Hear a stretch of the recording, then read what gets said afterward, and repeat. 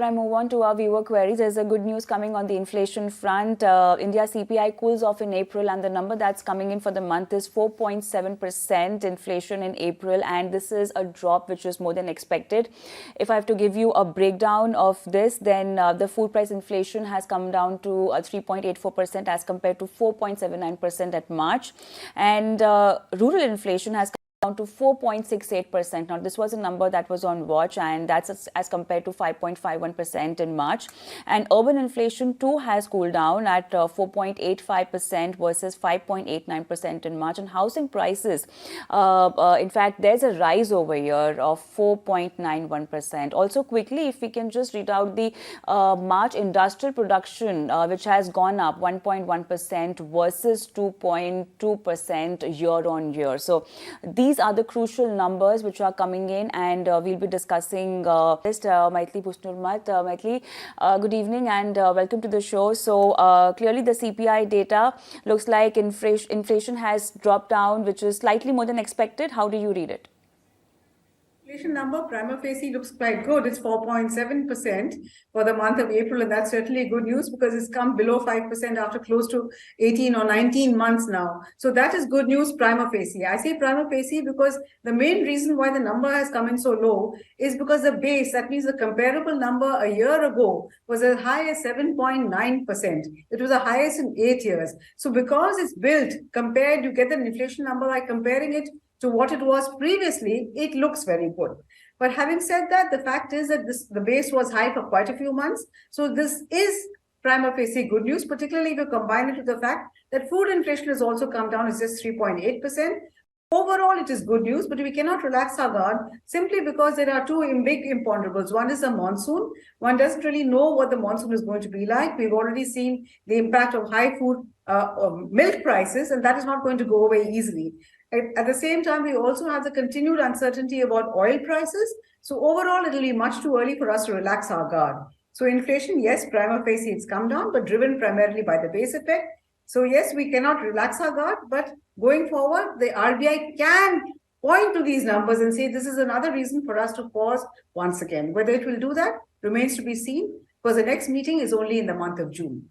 I think we are also joined by Madan Sabnavis. So Madan, would you agree with my analysis that this is prima facie good news, but it's good news only because of the high base effect, and one cannot afford to relax one's guard on the price front? Madan? Yeah, I do agree with you, Maithili, on that, because if you look at the overall structure of the CPI numbers across different categories, what we see is that the inflation numbers are looking lower because they've been higher in the last year. I think with the exception of vegetables and edible oils, where we have actually seen inflation going negative, which means that prices have come down. In the other cases, we are saying that, okay, the prices are still going up, but because they're increased at a much higher rate last year, so therefore we're having low rates this year. Now, besides the 2 points which you have flagged, which are actually definitely they are predominant right now because of the El Nino impact on monsoons, which has the potential to again increase food prices if there is any shortfall in the monsoon, and the oil prices and the decision which the government could be taking on prices, which I probably think they may, given the fact that we're in a pre-election year, there may not be an increase in the retail prices of fuel, even in case the crude oil price goes up. But what I see is that if you look at the miscellaneous category, I've seen things like personal care are still showing inflation numbers of something like 9%, and that's higher than what it was in the month of March. Now, I'm just flagging this issue because in the commentaries of a number of corporates who have announced their results for the fourth quarter, I mean, there has been statements made by lots of these companies, especially in the consumer goods segment, that they are still in the process of increasing their final prices to cover up the input costs which have gone up over the last 2 years. So I think this is something which could continue to exert pressure. Maybe in terms of inflation numbers, we may not be seeing it, but in terms of prices which we pay in the market, they would probably continue to increase for the core inflation component.